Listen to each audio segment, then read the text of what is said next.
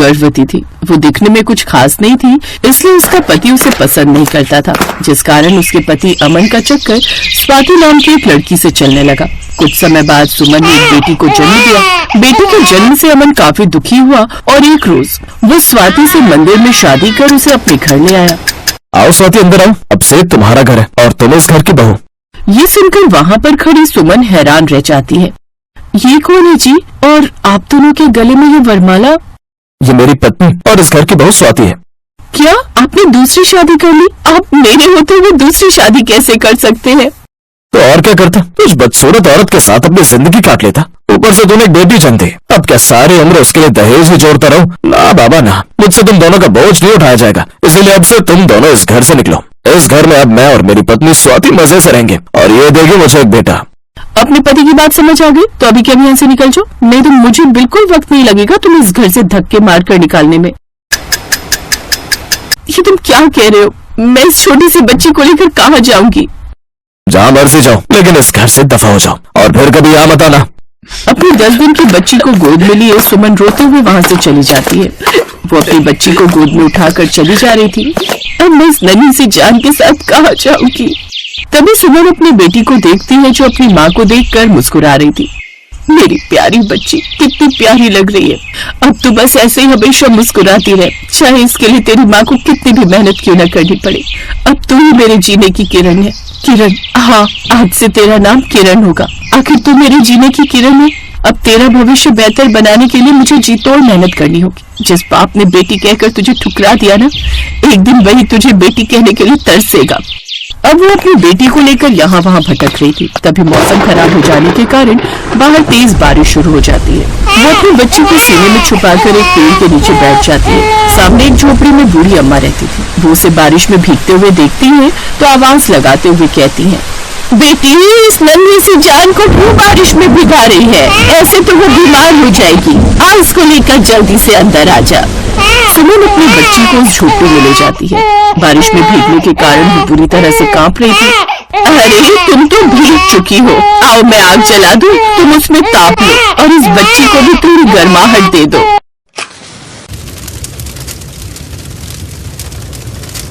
आग ताप कर सुमन और उस नन्ही सी जान को थोड़ी राहत मिलती है। बेटी, ये तुम कौन हो और इतनी बारिश में अपने घर पर होने के बजाय इस नन्ही जान के साथ यहाँ क्या कर रही हो? फिर सुमन उस बूढ़ी अम्मा को सारी बात बताती है। तेरे साथ बहुत बुरा हुआ बेटी। वैसे मेरा भी इस दुनिया में कोई नहीं है। पेट भरने के लिए मोमोज बेचकर रोटी पानी का गुजारा चलाती हूँ। तो इस नन्ही जान को लेकर कहाँ कहाँ भटकेगी। ऐसा कर, तुम दोनों यहीं रह लो मेरे साथ, मुझे भी सहारा मिल जाएगा। आपका बहुत बहुत शुक्रिया अम्मा। आज के दौर में जहाँ अपनों ने घर से निकाल दिया, वहाँ आप गैर होकर हमें अपना रही हैं। आप बहुत दयालु हैं। उस दिन के बाद से सुमन वही उस बूढ़ी अम्मा के साथ रहने लगी। धीरे धीरे उसने भी बूढ़ी अम्मा से मोमोज बनाने सीख लिए। जैसे जैसे उम्र बढ़ती गई, बूढ़ी अम्मा की तबीयत ठीक नहीं रहती, इसलिए अब उनका मोमोज का ठेला सुमन ने संभाल लिया। अब सुमन काम पर जाने लगी और घर आकर जो भी कमाई होती वो उस बूढ़ी अम्मा को दे देती। जैसे ही किरण थोड़ी बड़ी हुई, बूढ़ी अम्मा ने उसका दाखिला एक स्कूल में करवा दिया। अब बूढ़ी अम्मा घर का और किरण का ध्यान रखती। ऐसे ही समय बीता और अब बूढ़ी अम्मा बीमार रहने लगी। सुमन उन्हें अस्पताल लेकर गई, लेकिन वो बच न सकी। अब सुमन पर ठेले के साथ साथ घर की जिम्मेदारी भी आ गई। उसने अपनी बेटी को पढ़ाने के लिए जी जान लगा दी। अपनी माँ को दिन रात मेहनत करता देख अब किरण भी खूब पढ़ाई में मन लगाती, क्योंकि वो जानती थी अब शिक्षा ही उनकी गरीबी को मिटा सकती है। एक रोज, अरे किरण बेटी, तू यहाँ ठेले पर क्या कर रही है? तुझे कहा था घर पर रहकर पढ़ाई क्या ना कर। माँ, तुम चिंता मत करो, मैं अपनी पढ़ाई पूरी करके ही यहाँ आई हूँ। आप भी तो अकेले सब काम कर करके थक जाती होगी ना। तभी एक ग्राहक वहाँ आता है। बहन जी, मोमोज की प्लेट कितने की है? जी 40 रुपए। ठीक है, जल्दी से एक प्लेट लगा दो। ऐसे ही समय बीता। अब किरण बड़ी हो गई और सुमन थोड़ी बूढ़ी हो गई। सुमन दिन रात मेहनत करती और थोड़े थोड़े पैसे इकट्ठे करके अपनी बेटी की पढ़ाई में लगाती। 12वीं पास करने के बाद किरण ने कॉलेज की पढ़ाई की, जिसके बाद वो सरकारी नौकरी की तैयारी करने लगी। लगातार दिन रात मेहनत करने के बाद आखिरकार उसे एक दिन सरकारी नौकरी मिल ही गई और वो IAS अफसर बन गई। और अपनी माँ को सरप्राइज देने के लिए एक रोज वो बड़ी सी सरकारी गाड़ी में अपनी माँ के ठेले पर पहुँची। किरण, तो ये सब माँ, आपकी बेटी अब IAS अफसर बन चुकी है। ये सुनकर सुमन की आंखों में आंसू आ गए।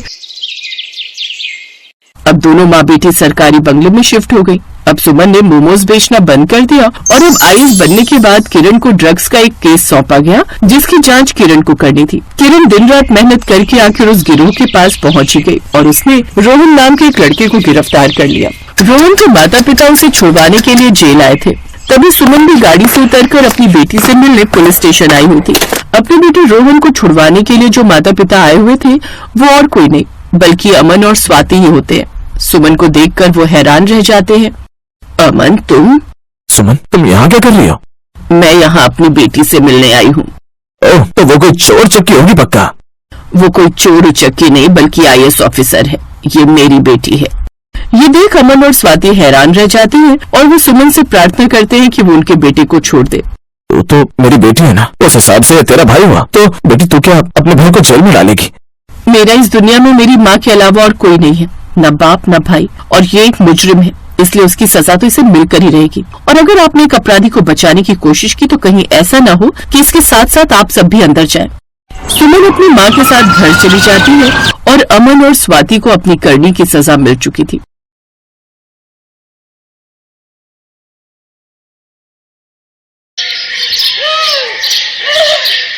पालमपुर गांव में रहने वाली करुणा की शादी को लगभग 8 साल ही हुए थे जब उसका पति उसे और उसके दोनों बच्चों को छोड़कर इस दुनिया से चला गया। घर की जिम्मेदारी अब करुणा पर आ गई।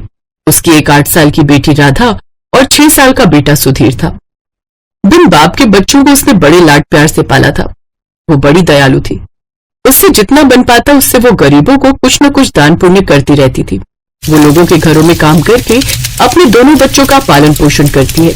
जब भी छुट्टी वाला दिन होता तो करुणा अपने हाथों से मोमोज बनाकर अपने दोनों बच्चों को खिलाती। एक रोज, वाह माँ, ये मोमोज तो बड़े ही अच्छे हैं।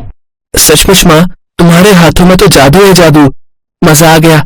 माँ, थोड़े और दो ना। हाँ हाँ, ये लो। मोमोज की खुशबू सूंघकर अब आस पड़ोस के और भी बच्चे वहाँ आ जाते हैं। काकी, हमें भी दो ना मोमोज। हाँ काकी, हमें भी खाने हैं। अच्छा, तो तुम दोनों यहाँ बैठ जाओ, मैं अभी तुम दोनों को मोमोज देती हूँ। करुणा ने इन दोनों बच्चों को भी मोमोज दिए। वो बच्चे भी स्वादिष्ट मोमोज खाकर बहुत खुश हुए। फिर राधा बोली, माँ, आप तो अपनी मोमोज की दुकान ही खोल लो, देखना खूब बिक्री होगी, और थोड़ी दाम कम रखना तो देखना खूब सारे लोग आएंगे खाने। बच्चों की वही बात करुणा को जच गई और उसने हवेली का काम छोड़कर एक ठेला खरीद लिया और उसमें मोमोज बनाकर बेचने लगी।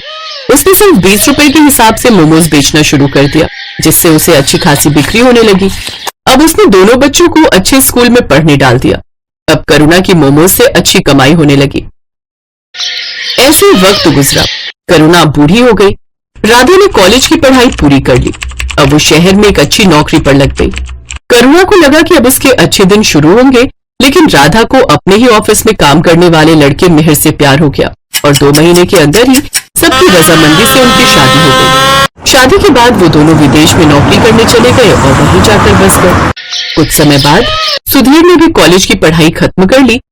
जल्दी लौटना बेटा, ये बूढ़ी अब यहाँ अकेली रह गई। क्या माँ, पहले जाने तो दो, पहले ही टोक दिया। अब सुधीर भी शहर चला गया और करुणा गांव में ही रहकर मोमोज बेचने लगी। लेकिन वक्त के साथ और भी दुकानें खुल गई जिसमें नए नए तरह से मोमोज बनाकर बेचने लगे, जिस कारण अब उसकी दुकान इतनी नहीं चलती। उधर शहर में सुधीर की अच्छी नौकरी लग गई और वो वहीं के ऐशो आराम में खो गया और अपनी माँ को भूल गया। कुछ समय बाद उसने वहीं एक लड़की से शादी भी कर दी और उसके साथ वो वहीं बस गया। करुणा के दोनों बच्चे उससे दूर अपनी अलग दुनिया बसाकर बस गए। बूढ़ी करुणा का काम अब ठीक से नहीं चल रहा था। एक रोज करुणा बहुत धार्मिक स्वभाव की थी। वो हर रोज गणेश जी के मंदिर में जल चढ़ाने जाती थी और प्रार्थना किया करती थी, हे भगवान, इस अभागन पर दया दृष्टि डालो। जीवन बहुत कठिन हो गया है। लोगों से उधार लेकर मैंने अपने बेटे को पढ़ाया और अब वो मुझसे मिलने भी नहीं आता। मेरे पति के गुजर जाने के बाद उनकी दुकान चलाना मुश्किल हो गया है। कोई काम करने वाला नहीं है और अब इस बूढ़ी से इतना काम भी नहीं हो पाता।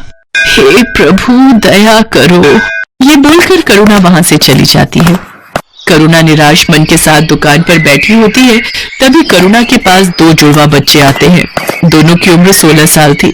वो आकर करुणा से कहते हैं, मैया, हम दोनों भाइयों के पास कोई घर नहीं है, क्या आप हमको अपने साथ रखेंगी? हम इसके बदले आपका सारा काम करेंगे। बेटा, मैं खुद परेशान हूँ, मैं तुम्हें अपने साथ कैसे रख सकती हूँ? मैया, हम आपका सारा काम करेंगे, बस आप हमें अपने साथ रख लीजिए। ठीक है। करुणा को उन दोनों जुड़वा बच्चों पर दया आ जाती है और वो दोनों को अपने साथ रख लेती है। भगवान ने इस बार करुणा की पुकार सुन ली। वो दोनों भगवान के भेजे हुए दूत थे, जिनको भगवान ने करुणा की मदद के लिए करुणा के पास भेजा था। करुणा मोमोज का सामान बना रही होती है। माँ जी, ये काम आप हमें दे दीजिए, मोमोज हम बना लेंगे, आप जाकर आराम कीजिए। करुणा रसोई घर से बाहर आ जाती है। वो दोनों बच्चे उसके बाद गेट लगा देते हैं। थोड़ी देर बाद गेट खुलता है। करुणा देखती है कि सारे मोमोज बहुत अच्छे से तैयार हो गए हैं।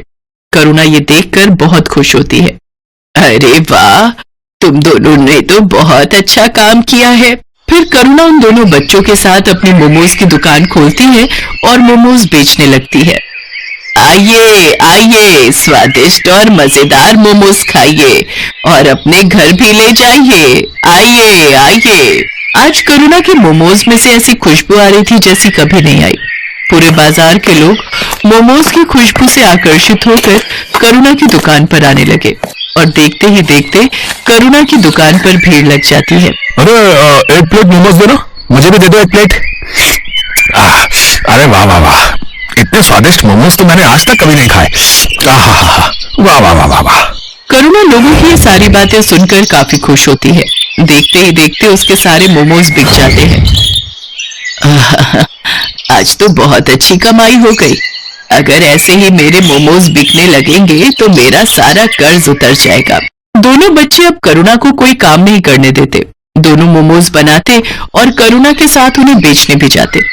उन दोनों के बनाए मोमोज में ऐसा स्वाद था कि हर कोई उंगलियां चाटता रह जाता। एक रात की बात है, वो दोनों बच्चे रसोई घर का दरवाजा बंद करके मोमोज बना रहे थे। कमाल है, हर रोज ये दोनों रसोई घर बंद करके मोमोज क्यों बनाते हैं?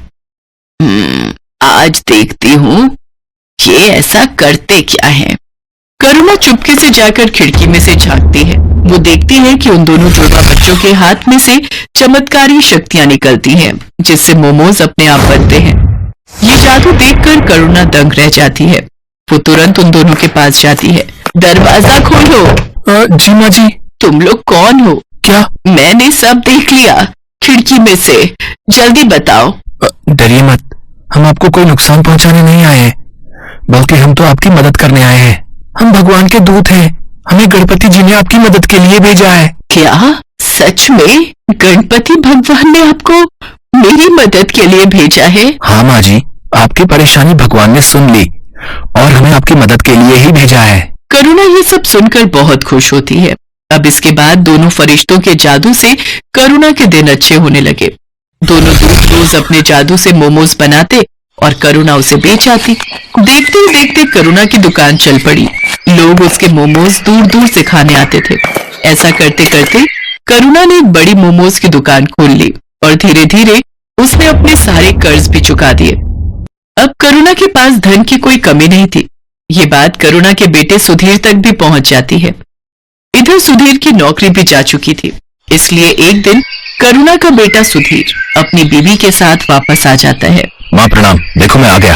अरे सुधीर बेटा, तू आ गया। तुझे देखने के लिए तो ये आंखें तरस गई थी। हाँ माँ, मुझे आपकी बहुत याद आ रही थी। मुझे आप माफ कर दो, मैं पागल हो गया था जो आपसे मिलने नहीं आ रहा था। मेरी मति मारी गई थी, लेकिन अब मैं आ गया हूँ। अब आपको कोई परेशानी नहीं होगी। माँ ये देख, ये तेरी बहू है मीरा। नमस्ते मम्मी जी, हमें माफ कर दीजिए। बेटा, मैंने तुमको माफ तो तभी कर दिया जब तुम मेरी आंखों के आगे आए। आज भगवान ने मुझे सारी खुशियां दे दी। अब मुझे कुछ नहीं चाहिए। चलो अब तुम घर में। क्या हुआ? तिजोरी की चाबी मिली? हाँ ये रही। अब फटाफट इस बुढ़िया के सारे पैसे निकालो और चलो निकलते हैं यहाँ से। हाँ चलो। मीरा और सुधीर चुपके से जाकर तिजोरी खोलते हैं और वो तिजोरी में से सारा पैसा निकालकर अपने बैग में भर लेते हैं और वहां से भाग जाते हैं। भागते भागते वो गांव से बाहर निकल जाते हैं। तब वो थक कर एक जगह आराम करने के लिए बैठते हैं। इतना सारा पैसा मैंने पहली बार देखा है। अब जरा बैग खोलकर दिखाओ तो, इसे जी भर कर देख तो लूं मैं। सुधीर जैसे ही पैसों का बैग खोलता है वो देखता है कि उसमें बस राख है। दोनों फरिश्तों के जादू से वो सारे पैसे राख में बदल गए थे। वो दोनों ये देखकर दंग रह जाते हैं। वो दोनों राख को टटोल टटोल कर देखते हैं, पर पैसों का नामो निशान नहीं होता। अरे पैसे कहाँ गए? यहीं तो रखे थे।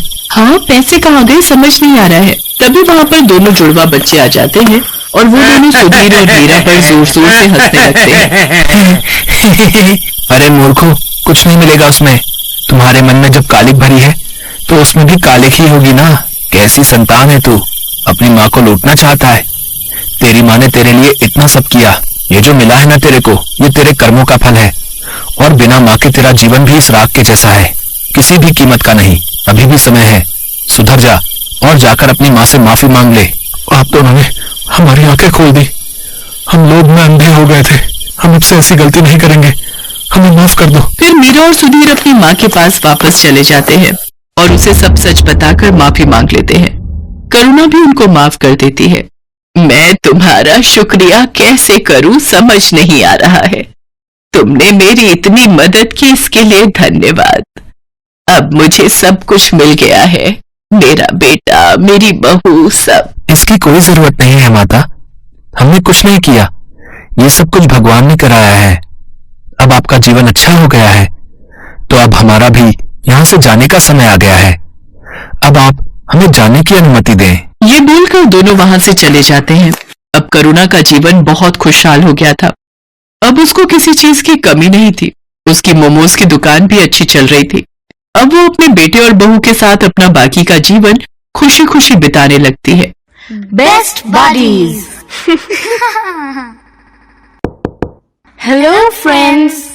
Thanks for watching this video. अगर आपको ये वीडियो पसंद आया है तो प्लीज लाइक, सब्सक्राइब, कमेंट्स करें इस वीडियो पर और हाँ, शेयर करना भी ना भूलें। और भी मजेदार वीडियो देखने के लिए नीचे दिए गए बेल आइकॉन को दबाएं। देखते रहिए बेस्ट बडीज।